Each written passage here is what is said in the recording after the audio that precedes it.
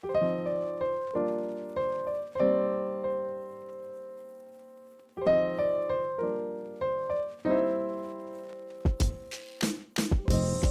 to Between the Reads, a podcast about Black books. I'm your host, Audra Russell.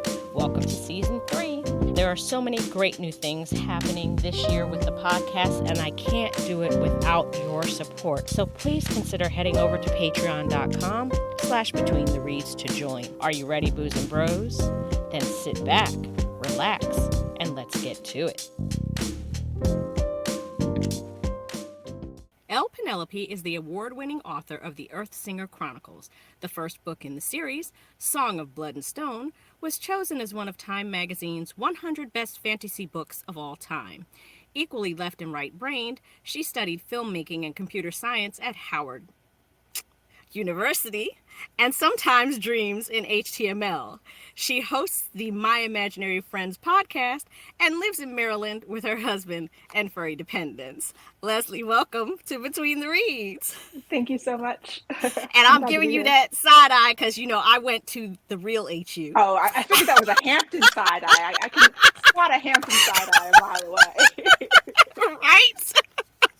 I have this argument. My brother-in-law and my brother both went to Howard. They're Howard alum, and we have this. Me and my husband went to Hampton, so there's always this, like, you know, whatever thing going on. The whole HU drama. Right, the whole HU drama. But it's all love. It's all love. We're all HBCUs. Right? And you're here in Maryland, not too far from me. Yeah. Yep. So, okay, well, and actually, there's something else, too, because you were born and lived in the Bronx for a little while, and I'm a Jersey girl by, you know. Okay. So, yeah, I lived in Jersey for a little while, too. Okay, yeah. So, see, we have all this parallel stuff going on here. So, let's just get right to this book, Savage City. Why don't you tell our readers what it's all about? So, in Savage City, Talia is our main character, and she is transported to this world, another world of warring shifters. Mm-hmm. And apparently she looks identical to the missing princess of one of the shifter clans. Mm-hmm. And so she has to pretend to be the princess in order to survive because they do not like outsiders. Right. And so she's trying to figure out how she's going to pull this off, how she's going to survive. And is it possible for her to get back home, or is this the rest of her life? Mm-hmm. So yeah, it's a story of how she can kind of change the world that she's been dropped into and figure out why she was brought here and what she can do to help things. Mm-hmm. And fall in love. Right, because that's in there too. Yes. Now, Aurum, is that how it's pronounced? Aurum? Yes. Okay. Aurum is where the book takes place. Yes. And it's this magical, technological world with this energy called bliss. Mm-hmm. And there are daemons, which are spirits that are their fire, land, air, and water, and they have their own powers. And then you have revokers, which have poison that can kill. Yeah, these monsters. Right. And everybody on Aurum has 3 souls, memory, voice, and shadow. There are so many intricacies in this world, and I love it. Yeah, but I love it. Can you please share with us how you came up with all of these different things? Yeah, my mind tends towards the complex, but it kind of just started building and building. So I had this idea years ago that I wanted to have 2 different kinds of shifters. Mm-hmm. So you're used to seeing, you know, people turning into animals, whether it's wolves and bears. And so I had a society of people who shift, and they shift in a different way because of an animal spirit or the daemon. And then there's a competing group of shifters who don't change forms. They just take on the powers of their daemon. So the animal spirit kind of lives within them. And so they can fly if they have an air daemon or a bird spirit. Mm-hmm. And so just, you know, they started out, I have the history where they kind of started out together and they've diverged philosophically, basically. It's sort of a philosophical difference of whether we should shift forms or whether we should keep our natural human form. Mm-hmm. And I'm always writing about like the ways that people find to disagree and to fight and to war. And so that's kind of the source of the conflict between these two types of shifters in the world. Mm-hmm. And then I wanted to sort of mix magic and science. Mm-hmm. And so we have bliss, which is like a spirit energy. I was thinking about ley lines, and a lot of times in fairy stories, you hear about ley lines on the earth, which are sort of these energy centers. Mm-hmm. And I thought of like, what if, you know, this energy from a spirit world is bleeding into our world, but we can mine it and we can utilize it and possibly abuse it. Some people sort of worship it, and some people use it as a power source. Mm-hmm. And so the world of Aurum is a dystopic world. It's a post-apocalyptic after all of these, we call it the sorrows, Mm-hmm. um, these cataclysms that have happened to this alternate version of Earth. Mm-hmm. So they need a different kind of energy. And so some of them use the bliss, and some of them say, oh, you shouldn't be doing that because it's holy, it's the spirit energy. Mm-hmm. And so we have that in play. And yeah, I kept, drilling deeper into the world and why things were like this. And it would sort of reveal other things. Mm-hmm. So it is a very full, rich world that you kind of get a little glimpse of in this first book in Savage City that I hope to delve more into in the rest of the series. Mm-hmm. Mm-hmm. Now, you talked about it just a little bit, but I want to back up and go on to that. This ongoing war between the Nimali and is it the Fae? Yes. Okay, the Nimali and the Fae. That share more about that with our readers. Yeah, so the Namali are the shifters that change forms. Mm-hmm. And so they believe, they call it leashing their demons. Mm-hmm. They join with this spirit, this animal spirit, and then they can change into that, form. And they have a totally different philosophy. They're much more technological, whereas the Fae, who don't change forms, they're much more like at one with nature, and they're conservationists, and they Mm-hmm. sort of live in the trees. Mm-hmm. And they try to be at one with the earth as opposed to changing everything and trying Mm-hmm. to wrangle it into submission.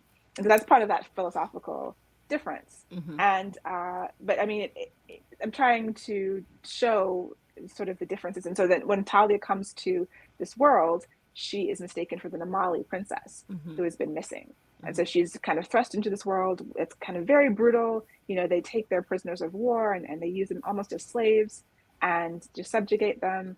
And so that's why we have this sort of um, enemies to lover story in the fact that she is seen as a Namali, even though she's just pretending to be. And so Mm-hmm. she has to put on that guise and look at this world of brutality that she doesn't agree with and be like, how can I support this? Mm-hmm. I'm benefiting from this, even, as I'm pretending to be this princess, which is Mm-hmm. great being a princess, but can I Right. do it on the backs of these people who are being Right. subjugated? And that's part of the conflict that she has. Yeah. Mm-hmm. Yes. Now, speaking of the slaves, tell us about the caste system on Aurum. Yeah, so that's another element where there's levels. So the Namali have this caste system, and they're split into different colors. Mm-hmm. Um, and so you have on the top the cardinals, Right. and then the azures and the umbers, and so kind of three different castes where Mm-hmm. the ruling class, the aristocracy, then we Mm-hmm. have sort of a merchant, artist, artisan class, and then the underclass. Mm-hmm. And yeah, that was just a way to show I was thinking about when I was first conceiving this as sort of like a futuristic dystopian Knights of the Round Table, Mm-hmm. and that was the very first kernel of the idea that ideas change and morph as you write them, Mm-hmm. and that might not be visible in the final product, but in that sort of system, you have these different classes of people who are wherever you have a kingdom. If Mm-hmm. I envision this this monarchy, Mm-hmm. it kind of automatically you have somebody on the lower class, Right. and it stratifies itself. We have Mm-hmm. this aristocracy who wants to be, part of the monarchy or close to it. Mm-hmm. And yeah, it just kind of goes back to why do we not get along? Like, why do humans find different ways to separate themselves and find conflicts? Mm-hmm. And, how do I talk about that while still having like an adventure with magic and all that stuff? Right. It's kind of an interesting parallel because the Namali think that the Fae are savages, that they're just these brutes that need to be, enslaved, which that was an interesting parallel for me because Right. my mind is always going, everything for me goes back to slavery Mm, and, and how it's ripple effects are still being felt today. So I'm looking at that and I'm making parallels between, how white people saw Africans as savages and, I've read slave narratives where they say that, they like being enslaved and we're doing them a favor by enslaving them. So, I see that right. parallel going on, in this world here. And it's really, they're not savages at all. They're just conservationists. They just believe in Hmm. honoring the land, Right. because they understand that not everything will be an infinite source of, whatever it is that you need if you Mm-hmm. abuse it and, and misuse it. Whereas the Namali, all they care about is mining the bliss. And, they're already, the matrices, several of them, they've already, run out. And so now Right. they're focused on getting to the Greenlands, Right. so, And the just, Fae have matrices of bliss that they don't want to mine. And mm-hmm, that's, so yeah, that's part of the conflict. The Namali need this resource. Their mm-hmm, society will collapse without this energy source, or mm-hmm, so they think. So they're right. trying to find any way that they can to get at it. Yeah. Yeah, absolutely. Now, a question. All the buildings in Arum, they have, the windows are covered. I'm curious as to why that is. So Arum is designed on like another version of San Francisco. Okay. It takes place in the Transamerica building, and which is basically a pyramid with all windows. Uh-huh. And the idea was that during the Sorrows, there was this sort of cascade of disaster. So we have climate change Mm-hmm. mixed with a war. I think in climate change would probably cause a war. Mm-hmm. Um, I don't specify all of it, but the idea is that the electricity stopped working. And so Mm-hmm. part of if there was climate change and earthquakes, the glass would have gone away during Mm-hmm. that. Like there's a lot of destruction. You see in the very beginning of the book when Talia is in the city, she sees that it's sort of like, I envision like I Am Legend. Like people have been gone, a Right. lot of Mm-hmm. people died, Mm-hmm. and there have been these disasters. So they cover it up for security because the Citadel, this building where they live, is supposed to be secure. It's Mm-hmm. where the monarchy lives. Mm-hmm. And so when they rebuilt things, they rebuilt the section of the city. I just envisioned that they wouldn't have put glass back in the building, Okay. back in the windows. They would have covered them up for security and Mm-hmm. have certain places where the ones who can shift into birds can fly in. Mm-hmm. But for the most part, it's just locked down tight so that you Mm-hmm. can only have certain ways of entering. Mm-hmm. And that brings me to another question. The Sorrows, you never really do go into what happened with the Sorrows. All we know is that it has definitely changed not just society, but like the actual topography of the planet. So, can you tell us a little bit more about what happened with the Sorrows, or is this something that we have to find out in book 2? What's going on? Uh, I haven't gone deep into it because it's not Okay. like the focus of it. Mm-hmm. It's sort of like imagine whatever your dystopia is, like whatever your or apocalyptic event would Mm-hmm. be. Mm-hmm. Mm-hmm. It's where are we going right now? So Right. it's sort of like I said, like a mix of it's going to be the climate change, so the coasts are different, but we have San Francisco for some reason it's not completely flooded. There is a Mm-hmm. little bit of flooding in my Mm-hmm. version of it, Mm-hmm. but yeah, the globe it's actually I don't say that the Sorrows created the difference. It's like there's something happened, thousands of years ago. That's Mm-hmm. why when she looks at, there's a point in the book where Tali is able to see a map of this world. She's like, Mm-hmm. "Where am I?" And Right. she's like, "Well, this is Earth, but it's Earth that the plates changed differently and Mm-hmm. the continents aligned a little bit differently. So Mm-hmm. that's why you've got this evolution of these other creatures that have come, Mm-hmm. and then the Sorrows is part of that, is part of creating some of that. Mm-hmm. And we might go into it in talking more about the Revokers, which are these monsters that are always shifted, that Mm-hmm. have venom in their claws, and they're one of the antagonists for both groups, Mm-hmm. the Namali and the Fae. Mm-hmm. But yeah, I don't think I'll go into the details about what happened to this world. It's just that all of these bad things happened together, or as a result, there's like a Mm-hmm. domino effect, Mm-hmm. and that created this world that she finds herself in now. Okay. Well, darn it. So it's just left up to my imagination to figure out what happened.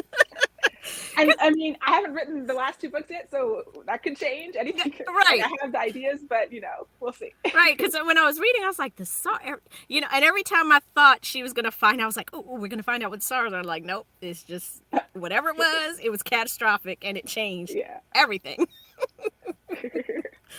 So now let's talk about Akeem and the stream.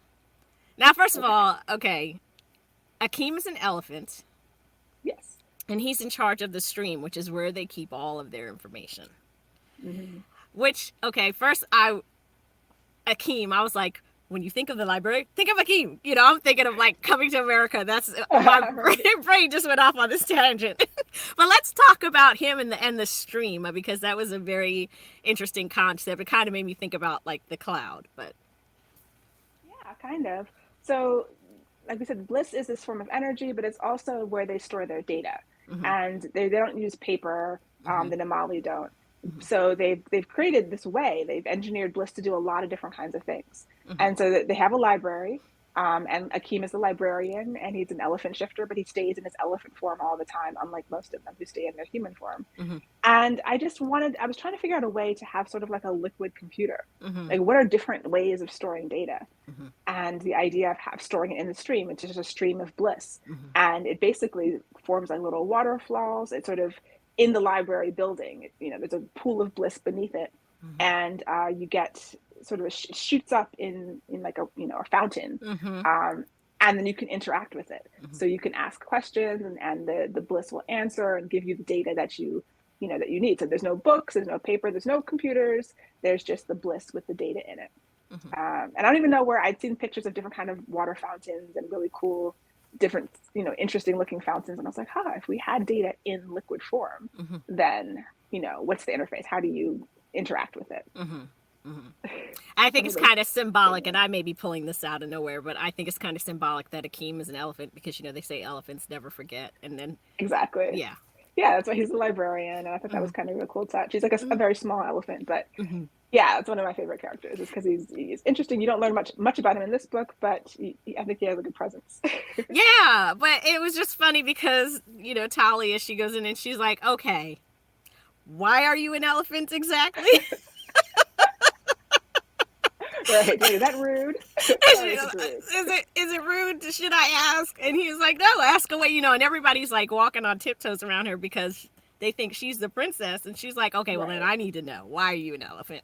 That was such a fun scene. No, thanks. Now let's talk about Lady Dominga. Because she knew from jump that something wasn't right with Talia.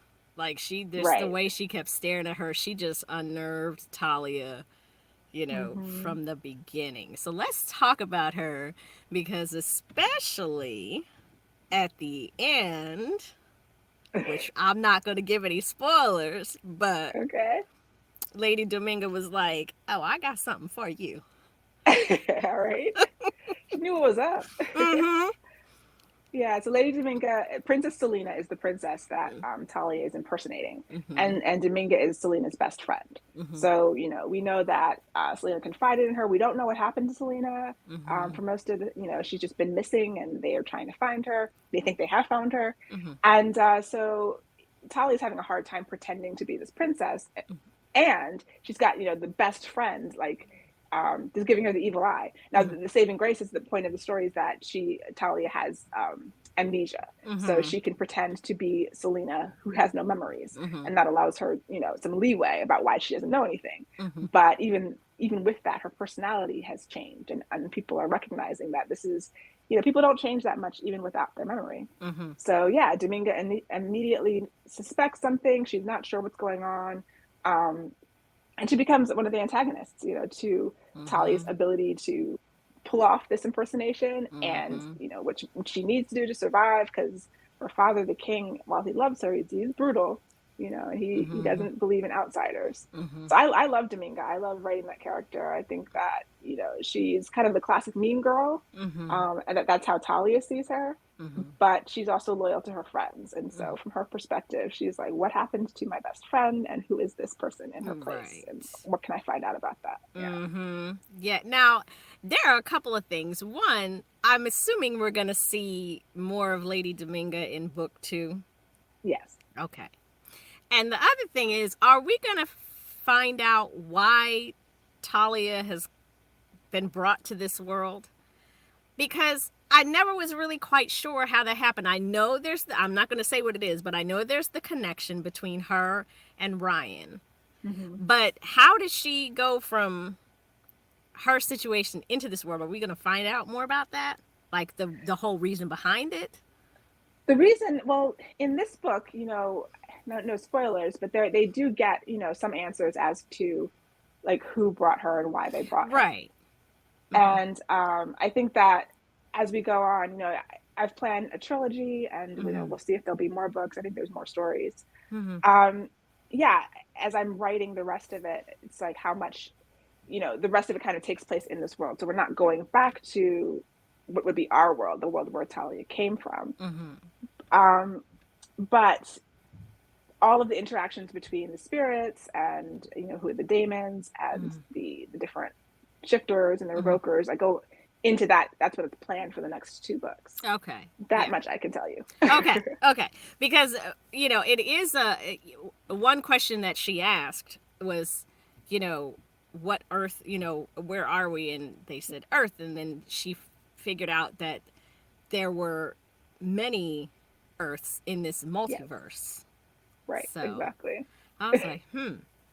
So that then I'm starting to think like, my husband talks about there's, alternate universes and we exist in Yeah, every one, and but I'm yeah. just trying to figure out like how does she get from the one she was in where she was, something happened to her into this one. And so Hmm. it's just really interesting. So I'm intrigued to see what happens in the rest of the books.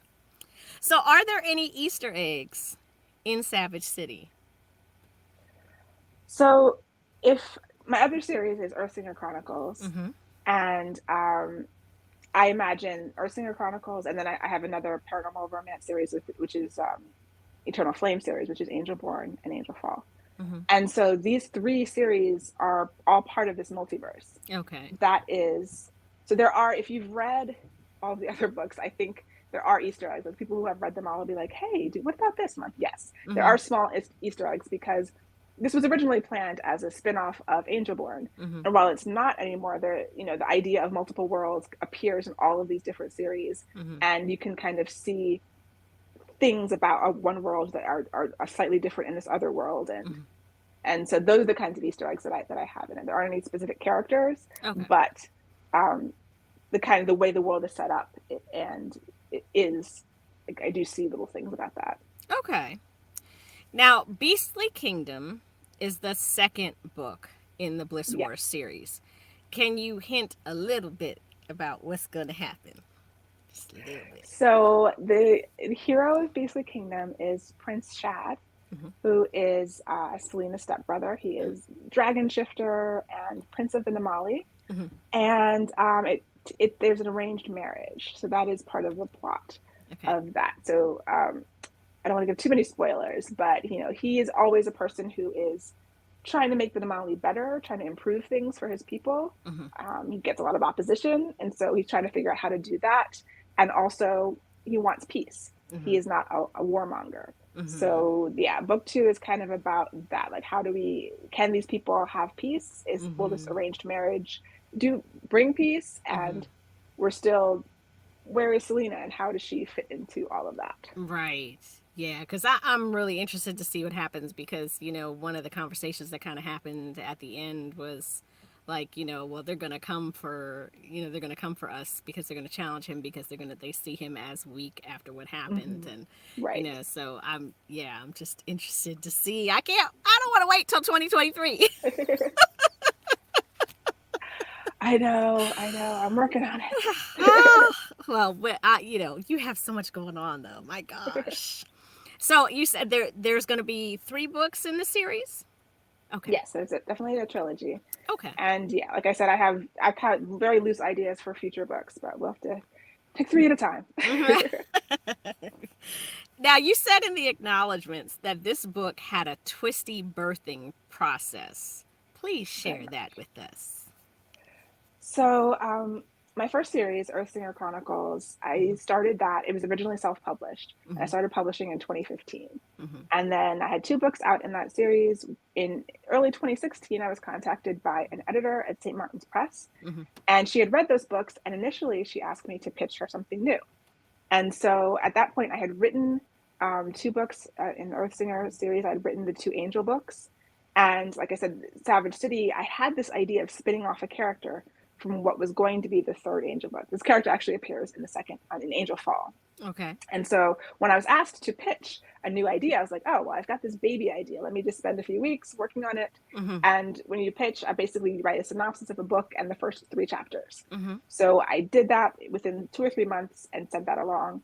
And eventually the editor wanted to republish Song of Blood and Stone, which is the first or Stan Chronicles. So I did that. I went to a traditional publishing deal with those books. And so then I had this idea of Savage City that I really loved. And it was about a girl, very same story. Like it's taken from our world into this place where she has to impersonate the princess. It was the same story, it was just a different main character, someone who had appeared in the other book. And so over the course of the next few years, um, in between the other books, I had a contract for 4 very long epic fantasy books that I was writing. So in between those, I was trying to work on this again. At one point I showed it to my agent, and I showed it to her twice.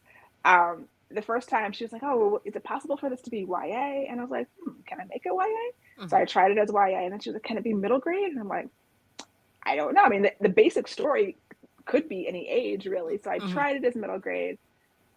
It just went through a lot of iterations between 2016 and now.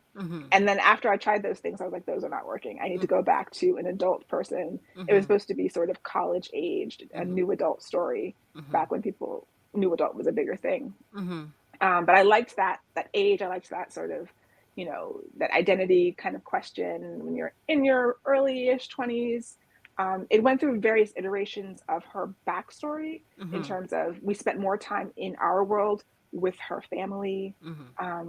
There's a little bit of Cinderella there where the main character has these 2 stepsisters and a stepmother, and she just has always felt disconnected from her family. So yeah, I've had many drafts, many versions. The main character has had many names.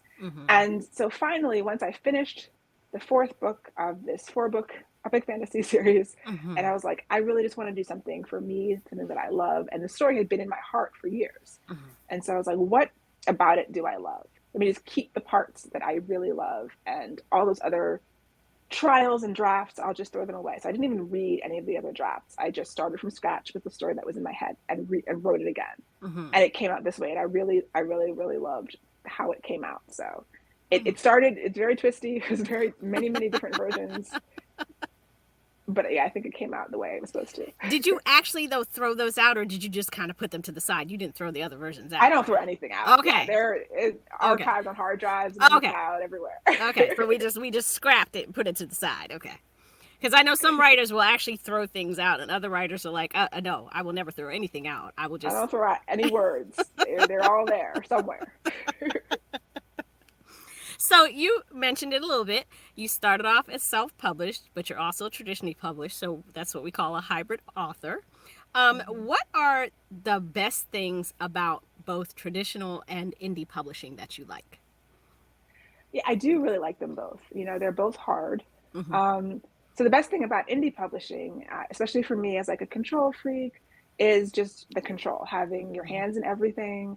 I get to find the cover designer and talk about the cover ideas and choose that. And I like making graphics. And so laying out the books, I was laying out the print books before some of this new software that's come out that made it easier. And I enjoyed it. I have a lot of fun. I have a background in website development and some design. So I can do some of those things. Like I can't design my own cover, but not really. I've done a couple. But yeah, just having that control. On the traditional side, it's also great not to have to do all of that. Right. It's great to give it to other people and have them focus on it. And then they send you some things. You're like, that looks great. I like that. And then also, of course, being in bookstores, which is, aside from kind of going store by store, is very difficult when you're indie. Libraries, physical copies in stores and libraries is something that I really like having. And then there's other opportunities. Like there's speaking engagements, there's conferences and events that I get invited to as a traditional author that would be much more difficult or impossible as an indie author. And yeah, I made the decision that, I was going to take the advance that I got from traditional publishing and then reinvest that into the self-published books that I still wanted to do. Okay. So that is my dog going crazy for some reason. It's okay. We're lucky my dogs aren't going crazy. I try to get everybody like, keep the dog quiet, please. I know, it's hard. It is hard. It is hard. So, writing is often a solitary process, but I saw something in the back of your book. You have the humpback pod. Please share how that name came about and who the humpback pod are. So, there was a class that I took with an author named C.S. Lakin. And it was, I think it's a plotting class. And I always try to improve my writing. I try to do something like a class at least once or twice a year. Mm-hmm. And this one, as part of the class, she put us into groups, which is actually a great idea. And I would love to do that in the future because it sort of forced you every week. We met with our group, which was pods and different kind of whale pods with a name. So Okay. that name came to us from this class. Okay. But we kind of reviewed what we learned in the class, and we were also critique partners. Mm-hmm. And it was a great way because sometimes like I'll sign up for a class and I won't take it or I won't read the stuff. I'll just be like, I'll do it later, and later Right. never comes. Mm-hmm. But when you have a group of people who you're going to talk about it with and ask questions with, I think you get so much more out of it. Mm-hmm. So they were reading this kind of in real time as I was revising it. I would submit chapters to this group and Mm-hmm. get really great feedback. And then after I finished, I had several of them do beta reads of the whole book Mm-hmm. and give me more feedback. So yeah, that was, writing a solitary and having some kind of group Mm-hmm. critique partners. I also have a mastermind with other authors that we meet every week. And Mm-hmm. it's not so much a critique group as it is, kind of a traditional business mastermind. So we're all authors, but we all do different things. Mm-hmm. And if you're not familiar with mastermind, it's a lot of different kinds of business people do it, where you get together with other professionals, other colleagues, Mm-hmm. whether you're in the same field or not, and discuss the issues that you're having and kind of brainstorm solutions. And Mm-hmm. you have this brain trust of people who can give you suggestions and other ideas. Mm-hmm. And that's also been really helpful for me. Mm-hmm. So having some kind of community, either for craft or business or both, as an author, super, super helpful. Accountability partners also, Mm-hmm. like I have people I write with to make, when we meet at certain times, they're like, we're writing right now, so you can't slack off. All of those things. Right. Super helpful. So now you have two new books coming out in August. Yes. The Well, Monsters one We is, Def- is it? oh, go on. No, so one is August 9th. Is the other one August 17th? Or did I read that wrong? The Monsters We Defy is August 9th. 9th. Okay. What's the other one? There's an anthology I'm part of. Requiem of Silence. Oh no, that's already out. That was Oh, last it's year. not. Yeah. Okay. Then I looked at it wrong. Okay. So, but you do have two new books coming out. So you have The Monsters We Defy, and what's the other one? There's an anthology that Okay. I'm a part of. It's what is it called? Forbidden Fairy Tale. It's a Forbidden Fairy Tales anthology with a bunch Okay. of other fantasy romance authors. Okay. And that comes out in September. Okay. So tell us about that and The Monsters We Defy. So the Monsters We Defy is a full-length novel. It's a 1925 fantasy heist. Mm-hmm. And so it takes place in Washington, D.C., and which at that time was known, well, U Street, for all of those who are familiar with DC, it was known as Black Broadway because there were so many theaters and nightclubs. And, I wanted to do a novel about the Harlem Renaissance, but not in Harlem because everybody does Mm-hmm. Harlem, and I'm not Mm-hmm. from there, I'm from here. So, Right. Mm-hmm. and DC had its own like rich cultural legacy. Mm-hmm. A lot of the Harlem Renaissance people that you know about either did time in DC, came down to DC for things, writers, Right. musicians, all of that, Duke Ellington, Langston Hughes, all of these people. Mm-hmm. So I took a real life person who was a young girl named Carrie Johnson, who had been involved in the 1919 race riots in DC. Oh, I wow. didn't realize that we had race riots in DC. Mm-hmm. And she had been arrested. She actually killed a white police officer who Mm-hmm. had burst into her bedroom and shot her and her father. And so it was a story that kind of reminded me of Breonna Taylor. And when I first realized that, except, Carrie lived, she shot back at these white police officers who had burst into her bedroom. And she did go to jail, but she was eventually exonerated. Mm-hmm. And so it was just this amazing story from this time period. Mm-hmm. And so then I took this character 5-7 years in the future and imagined her as a clairvoyant and having just an adventure. But this is her backstory. It's what she's lived through. Mm-hmm. And so it's a story, there's lots of magic in it. She has to gather this team to pull off this heist and then save her city from these spirits who are sort of attacking Black DC. Mm. And I'm really excited about it. Yeah, because I haven't written heist before. Yeah, that's one I'm definitely going to read. And you talked about, Harlem Renaissance. Have you ever read the book When Washington Was in Vogue? I read that for this. I Did found you? it. I was like, I'm buying this. I read the entire thing. Yes. That was such a good book. Yeah. I don't remember how I stumbled upon it, but I was like, wow, like a Harlem Renaissance, but in DC. And I'm like, I'm here in DC, near DC. So, that was so interesting to me. Yeah, because it was like a Yeah. lost book for a while, and it was had Hmm. been serialized, and then they Right. found out who actually wrote it, and it was great because I was like, I need these details. I need to know someone who actually lived here and Hmm. the words that they use and the ideas that they had. So, and it was a great story too. Right. Yeah. It was. It was a really good story. Yes. So now you have your own podcast called My Imaginary Friends. Please Yes. tell us what that's about and what inspired you to start it. So, My Imaginary Friends is basically like an author blog, just in audio form. Hmm. Um, I was inspired by people like Joanna Penn, who is an author who has a self-publishing podcast, but at the beginning of the episodes, she gives a personal update. So what's going on in her writing life. There are other authors who have like kind of solo podcasts. And I knew that it would be difficult to do a podcast with another person consistently, just time wise. Hmm. But I used to blog and then I stopped blogging.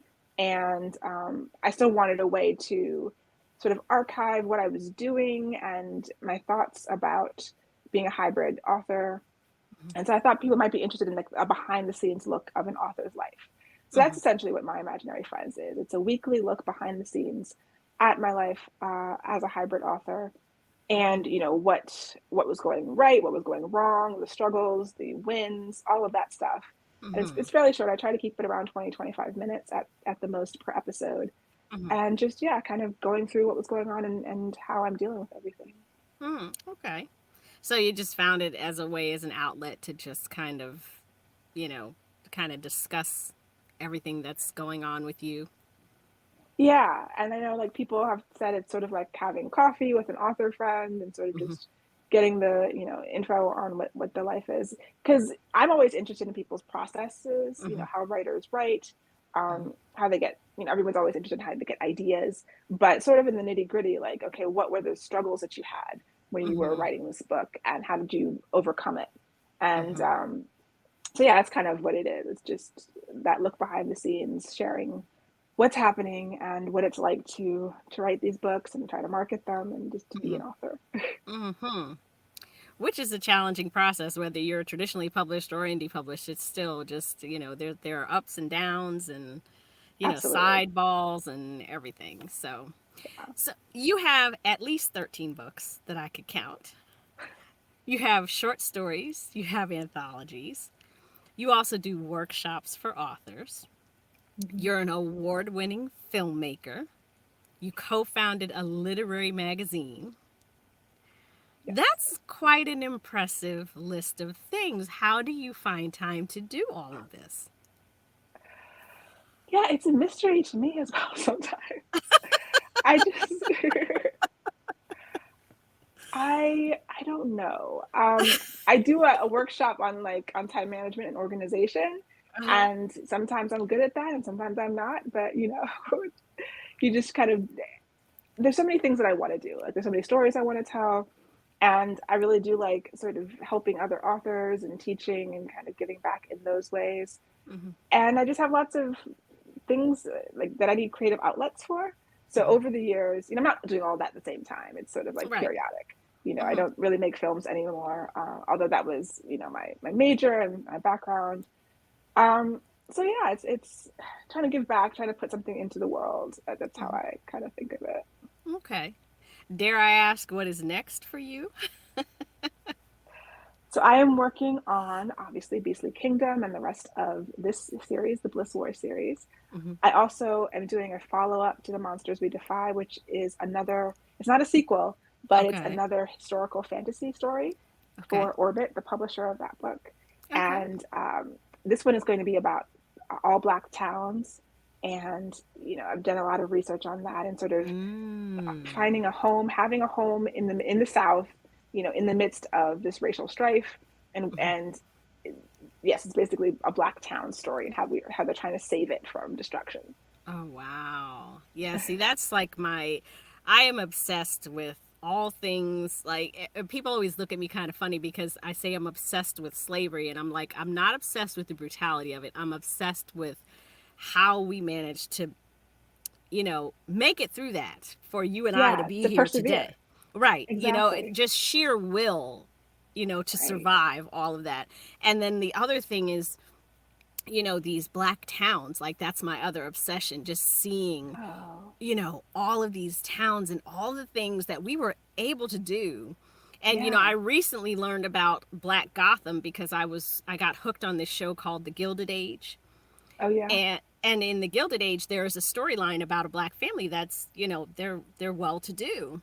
Hmm. And, at, you read stories about like Madam C.J. Walker and things like that, and you hear about like the Black millionaires, but not, I thought they were few and far between, but this was like a whole class of people, Yeah. shortly out of slavery that were well off, Black people who were well off. So I'm really obsessed with, all of that with the Black towns and, like Black Wall Street and things like that. So I Right. definitely, do you have a title for that second book?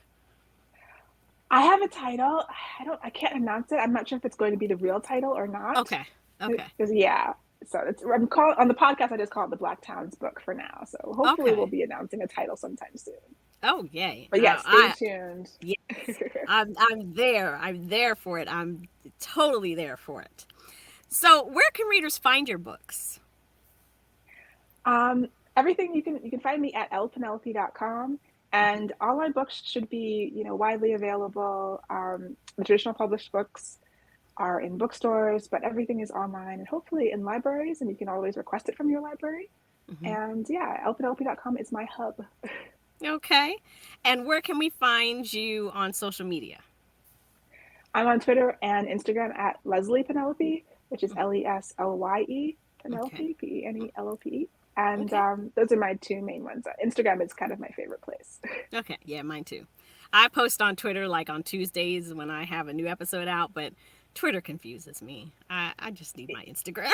Time suck. Yeah, I can't do all these other things I'm doing if I'm on Twitter all day. Right. Exactly. Well, we have come to the end of our show, and I want to thank you so much for being here and sharing your time and your talents with us today. I truly enjoyed Savage City. I'm looking forward to reading the second book in that series. I'm looking forward to reading Monsters We Defy and the Black Towns book and your other series. Oh, thank you so much. You're welcome. You're welcome. At Booze and Bros, you know how I do. At the end of every show, I leave you with a quote. And today it comes from the late, great Maya Angelou. And she said, "You can only become accomplished at something you love. Don't make money your goal. Instead, pursue the things you love doing and then do them so well that people can't take their eyes off you." Until next time, y'all, you know what to do. Grab a book and read, and I'm out. Thanks for lending me your ear today. If you enjoyed this content, please head over to betweenthereads.com and leave a rating for the show. While you're there, consider supporting this independent podcast by becoming a patron at patreon.com/betweenthereads. Join us next week for another great episode.